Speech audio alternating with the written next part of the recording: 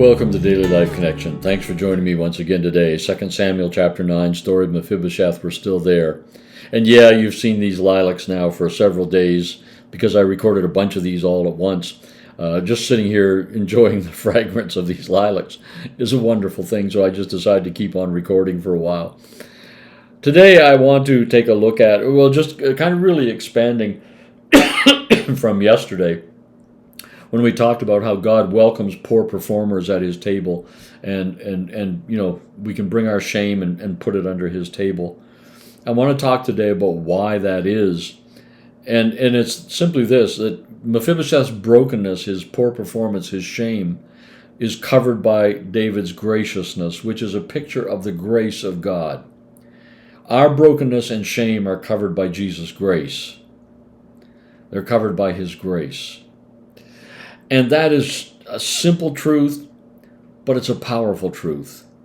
You see, what David declared, it must have been a shock in the kingdom in many ways.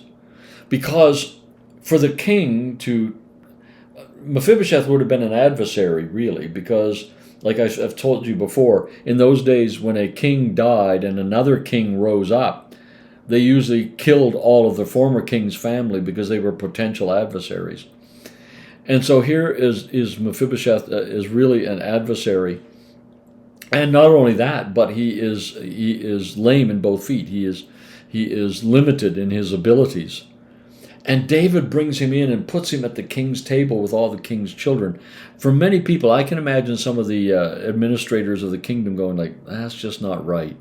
No, it's just not right. It shouldn't be." I mean, really, he should have killed Mephibosheth.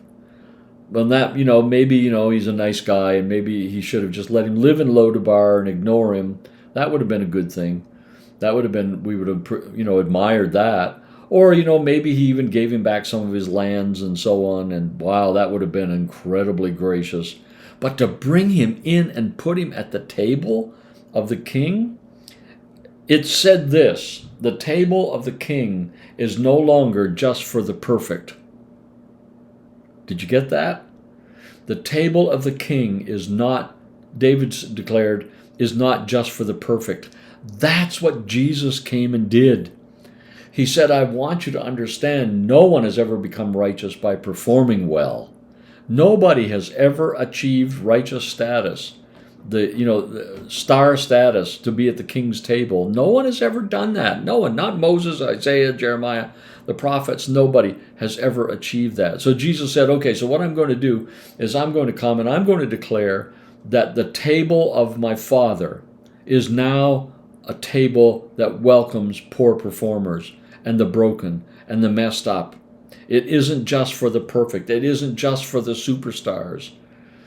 In the kingdom of God, in the church, so often I see people feel like they're in a hierarchy. Like, oh, I'm not near as good as so-and-so. I don't pray as much as so-and-so. I don't know my Bible like so-and-so. I don't give to the poor like so-and-so does. And we're constantly comparing ourselves and highlighting our brokenness and our poor performance. And Jesus blew that out of the water. It's not truth anymore.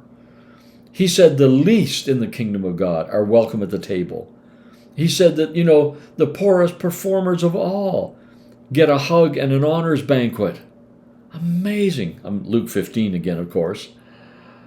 Poor performers get an honors banquet. The table isn't just for the perfect and the respectable and the heroes.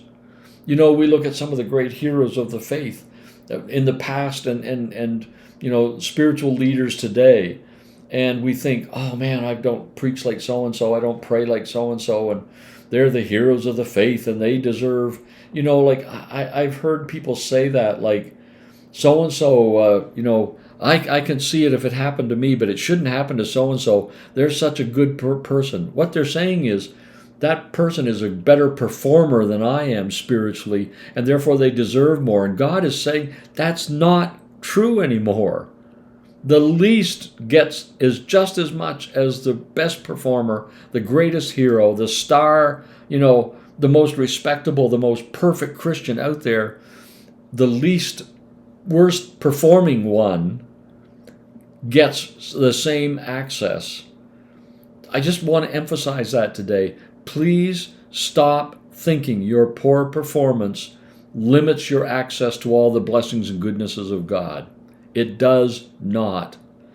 And sometimes we even think, well, I know I really performed poorly, so now for the next 2 days I'm going to really try hard to be better, and then I'll feel better about coming into the presence of the Lord. Then we don't understand grace. We don't believe what Jesus said. Do you understand how bad that is? How proudful that is? Jesus said, your poor performance is welcome at my table. And I go, no, you're wrong, Jesus. My poor performance keeps me away from your table, so I'm going to work till I get better at this. We need to stop it and realize that our brokenness is covered by Jesus' grace.